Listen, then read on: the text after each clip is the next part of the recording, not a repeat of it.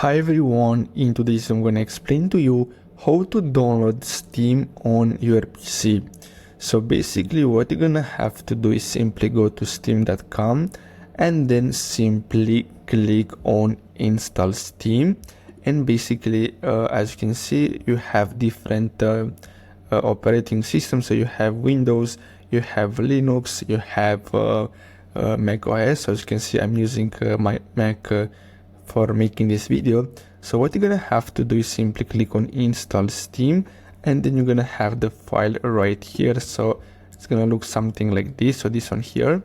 So what you're gonna have to do, even if you're on Windows or Mac OS, simply double click on it, and on Mac OS you're gonna have to simply drag this over applications, and basically that's how you can install Steam on your PC. So as you can see I already have it here. Now after that what you're gonna have to do is simply go to Launchpad and then simply go to Steam, and after you open it basically you're gonna have the option to log into your account or simply create a brand new account. So I really hope you found this video helpful. Don't forget to like and subscribe, and I'll see you in the next video. Thanks for watching.